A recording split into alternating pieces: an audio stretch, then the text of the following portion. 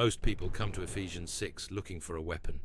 They come to it the way a soldier comes to an armory, ready to gear up, ready to fight, ready to put on the belt and the breastplate and the helmet and the sword and go to war against whatever is pressing against their life. And that reading is not wrong, but it is incomplete, because there is something in this passage that almost every sermon, every Bible study, every devotional on the armor of God quietly skips over. Something that sits in the very first instruction Paul gives before he names a single piece of armor. Something that changes everything about what this passage is actually saying. Paul does not begin with "put on the armor." He begins with something smaller, something quieter, something that sounds almost passive compared to the warrior imagery surrounding it. He says, "Stand. Finally, be strong in the Lord and in his mighty power. Put on the full armor of God so that you can take your stand against the devil's schemes." Stand. Not charge, not advance, not defeat, not conquer. Stand. And then, 3 verses later, he says it again. "Therefore put on the full armor of God, so that when the day of evil comes, you may be able to stand your ground, and after you have done everything, to stand." After you have done everything, to stand. Paul says it 4 times in this passage. Stand. Stand your ground. Stand firm. Stand. And the question that this passage is actually answering is not, how do I win? It is, how do I stay on my feet when I have nothing left? To understand why Paul wrote this, you have to understand where he was when he wrote it. Paul was not sitting in a comfortable study surrounded by scrolls and lamplight, composing a theology of spiritual warfare for people who had plenty of time to read and reflect. He was in chains. The letter to the Ephesians was written from prison, Roman custody. Paul was under house arrest in Rome, chained to a rotating guard of soldiers. He watched them change shifts. He studied their equipment. He learned the names and functions of every piece of armor a Roman soldier carried, and as he sat there, unable to move, unable to travel, unable to do most of the things that had defined his ministry, he wrote one of the most powerful letters in the New Testament, from weakness, from limitation, from a position where the only thing he could do was exactly what he told his readers to do. Stand. Before Paul names any piece of armor, he gives an instruction that is the foundation of everything that follows. Be strong in the Lord and in his mighty power. 3 words in English carry the entire weight of this command. Be strong in the Lord. Not be strong in yourself. Not be strong through discipline or willpower or determination or the right mindset. Not be strong by trying harder or sleeping better or surrounding yourself with more motivated people. In the Lord. In the Greek, this is enkurio. It means inside the Lord, immersed in him, drawing from him, existing within the realm of his strength rather than your own. This is the foundation that most teachers of the armor of God skip, because it is not active in the way we want spiritual instruction to be active. It requires something from us that is harder than putting on armor. It requires admitting that we do not have enough strength of our own, which is exactly the condition Paul is writing to address, the day of evil. Paul uses this phrase, so that when the day of evil comes, you may be able to stand your ground. Not if the day of evil comes. When? Paul does not offer his readers the possibility of a life in which the day of evil never arrives. He does not suggest that enough faith or enough obedience will create a permanent exemption from the season where everything presses in at once. He assumes it is coming. He writes the entire passage around that assumption. The day of evil is the day when the darkness concentrates, when the opposition intensifies, when the losses pile up faster than you can process them, when the relationships fracture and the finances collapse and the body breaks down and the prayers seem to hit the ceiling and bounce back, and you look at your life and wonder if God has forgotten what your name is. Every believer has a day of evil, Most believers have several, and Paul's instruction for that day is not a battle cry. It is stand, do not run, do not collapse, do not abandon the ground you are on. Stand. Now Paul names the armor, and as he does, something becomes clear that most readers miss. The armor is not a list of spiritual disciplines you perform. It is a list of spiritual realities you put on, realities that already exist, truths that are already true, gifts that have already been given. You do not manufacture the belt of truth. You put it on. You do not produce the breastplate of righteousness. You put it on. You do not create the shield of faith. You take it up. The armor is not something you generate through effort. It is something you receive through surrender. And that distinction is everything when you have no strength left. Because on the day of evil, you do not have the energy to generate anything. You barely have the energy to stand up. The idea of adding new spiritual disciplines to your life feels like being handed a mountain to carry when you are already on your knees under the weight of the one you have. Paul knows this, and so he describes armor that you do not make. You simply wear. Stand firm then, with the belt of truth buckled around your waist. The belt of truth. In Roman military equipment, the belt was not a decorative accessory. It was the foundational piece. Everything else attached to it or depended on it. The breastplate was fastened to it. The sword hung from it. Without the belt, the entire system became unstable, and Paul gives it the content of truth, not feelings, not experiences, not the emotional weather of a given day. Truth, the settled, anchored, unshakable reality of what God has said about who you are and what He has done and where this story is going. On the day of evil, your feelings will tell you one thing. Your circumstances will tell you another. The voices in your own head will tell you a third. And the belt of truth is the thing that holds all of it together. The foundation that keeps the rest of the armor in place when everything else is shifting.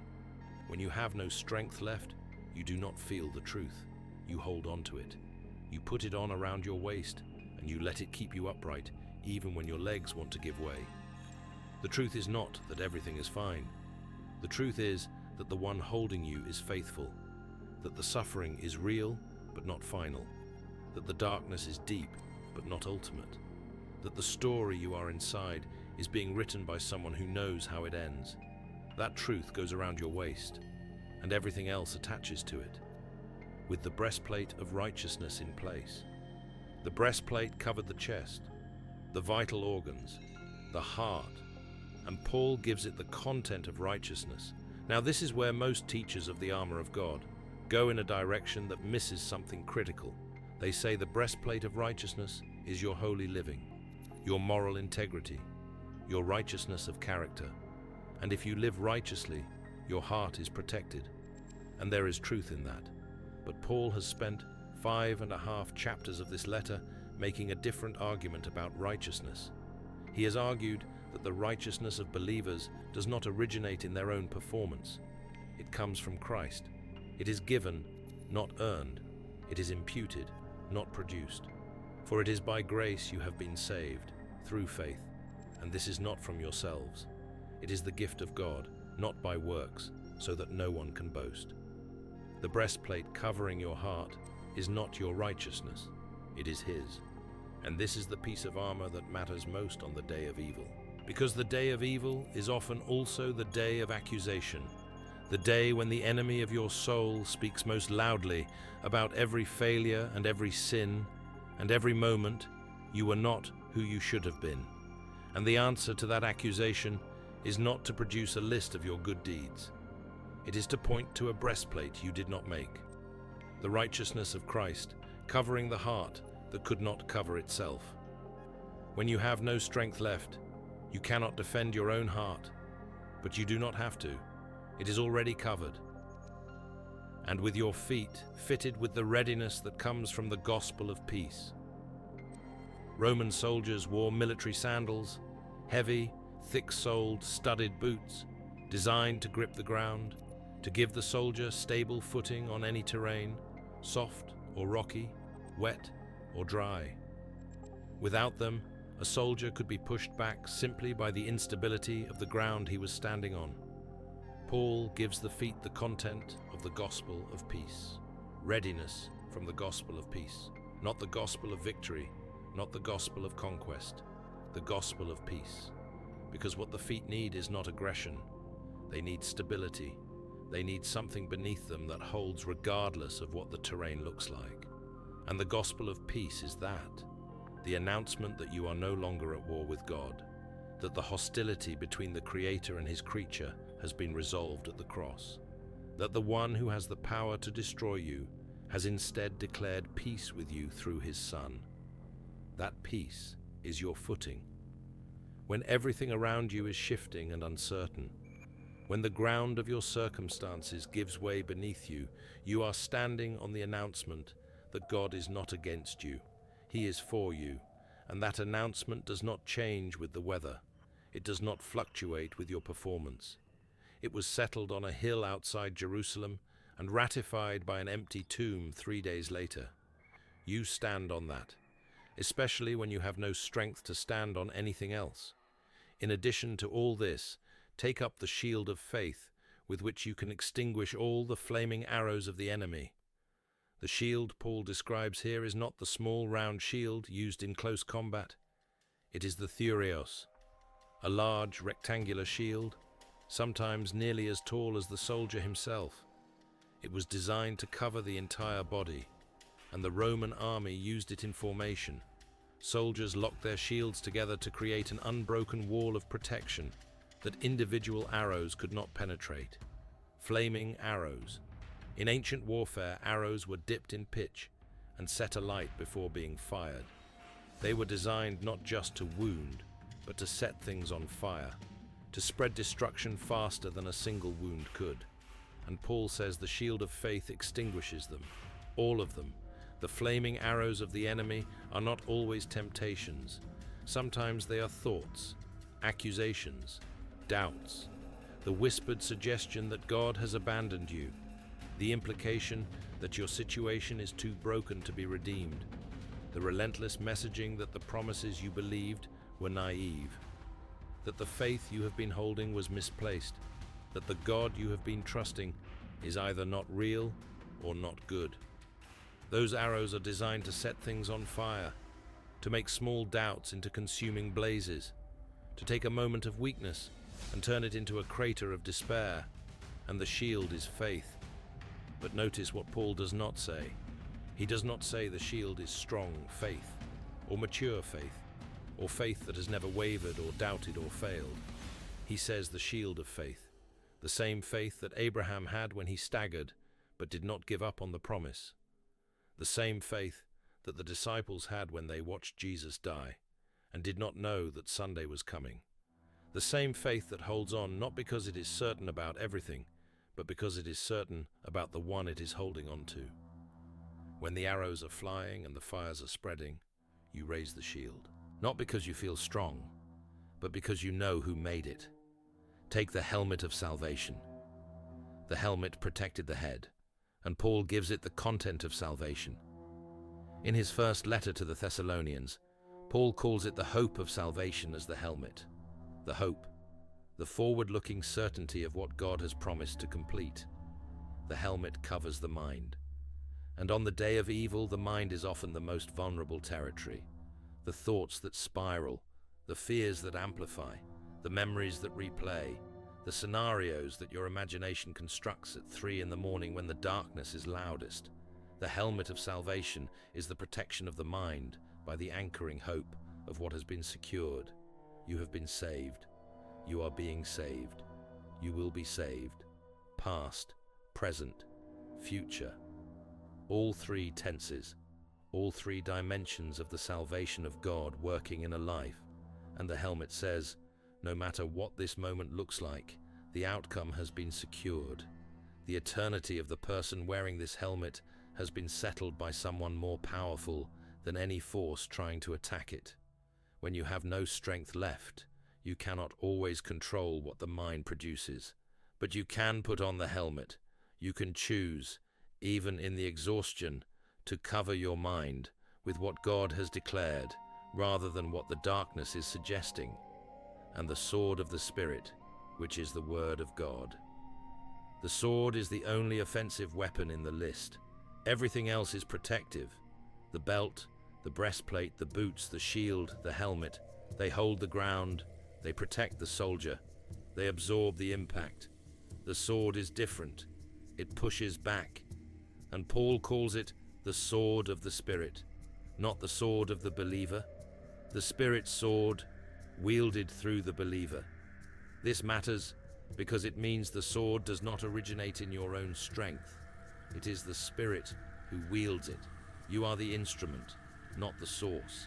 And the content of the sword is the Word of God, not a general spiritual feeling, not a vague sense of divine presence, specific words, specific promises, specific declarations that God has made in Scripture that, when spoken aloud in the middle of the battle, have a cutting power that no human argument can match. Jesus demonstrated this in the wilderness. 3 times the enemy came with a suggestion. 3 times Jesus responded with a specific word. It is written. It is written. It is written. Not a theological argument. Not an emotional appeal. A sword. And when you have no strength left, when the elaborate strategies and the lengthy prayers and the sustained spiritual disciplines are beyond what you can manage in your exhaustion, you can still hold a sword. You can still say, "It is written. It is written that no weapon formed against me will prosper. It is written that he who began a good work in me will carry it to completion. It is written that I can do all things through Christ who strengthens me. It is written that neither death, nor life, nor angels, nor demons, nor things present, nor things to come can separate me from the love of God." 1 verse, 1 sword, raised in weakness. It is enough. And then Paul adds something after the armor, something that most readers treat as an add-on, a supplementary instruction after the main content has been delivered. And pray in the Spirit on all occasions, with all kinds of prayers and requests. With this in mind, be alert and always keep on praying for all the Lord's people. Pray in the Spirit. This is not the 8th piece of armor. It is the atmosphere in which all the armor is worn. Prayer is not the thing you do when the armor has failed. Prayer is not the emergency option when all other options have been exhausted. Prayer is the ongoing, sustained, relentless connection to the one who gave you the armor in the first place. And Paul says, on all occasions, with all kinds of prayers, always keep on praying, not just when you feel like it, not just when the prayer seems to be working, not just in the seasons when God feels close and the words come easily. On all occasions, which includes the day of evil, which includes the moment when you have no strength left, which includes the night when the arrows are flying and the ground is unstable and the mind is under assault and the most you can manage is to remain upright. Even then, especially then, pray in the Spirit, because the Spirit prays when you cannot. Paul said it in Romans 8. In the same way, the Spirit helps us in our weakness. We do not know what we ought to pray for, but the Spirit himself intercedes for us through wordless groans. When you have no words, the Spirit has words. When you have no strength, the Spirit carries the prayer. When you do not know what to ask for, the Spirit knows. You are never praying alone. Now, we come to the part of this passage that nobody explains, the part that changes everything about what the armor is actually for. Go back to the instruction Paul repeats 4 times. Stand. Why stand? Why not charge? Why not advance? Why not defeat? Why not win? Because Paul knows something about spiritual warfare that the warrior imagery can obscure if you are not careful. The battle has already been won. Not in the future. Not when the church finally gets its act together. Not when enough believers put on their armor and fight hard enough. The battle was won at the cross, at the empty tomb, at the ascension. When the risen Christ sat down at the right hand of the Father, The decisive battle of the universe had been fought, and the outcome was settled. The enemy is a defeated enemy, which means the war you are in is not a war whose outcome is uncertain. It is a war being fought by an enemy who has already lost, trying to convince you that the victory does not apply to you, trying to make you act as if the cross did not happen, as if the tomb did not open, as if the powers and authorities were not disarmed and made a public spectacle of at Calvary. The warfare is real. The attacks are real. The suffering is real. But you are not fighting for victory. You are fighting from victory. And from victory, the posture is not charge, it is stand. Hold the ground that has already been purchased. Do not give back what was already won. Remain on the territory that belongs to you because of what Christ did, not because of what you have done. Stand. After you have done everything, to stand. This phrase is for the people who have done everything they know to do, and it is not enough. The people who have prayed and fasted and read the word and attended the services and surrounded themselves with community and made every right choice they could think of, and the darkness is still pressing in. The people who are not losing because they gave up too quickly. They are struggling because they have been fighting for a very long time, and the fight has not ended, and they are exhausted in a way that sleep cannot fix. After you have done everything, to stand. Paul is not telling you to fight harder. He is not telling you to generate more faith, or pray longer prayers, or discover the missing spiritual key that will finally unlock the victory you have been straining toward. He is telling you that after you have done everything, the final act of faith is simply to remain.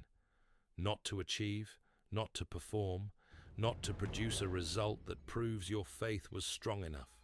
To stand, still upright, still wearing the armor you were given, still on the ground you were given to hold, still breathing, still belonging to the one who gave you the armor in the first place.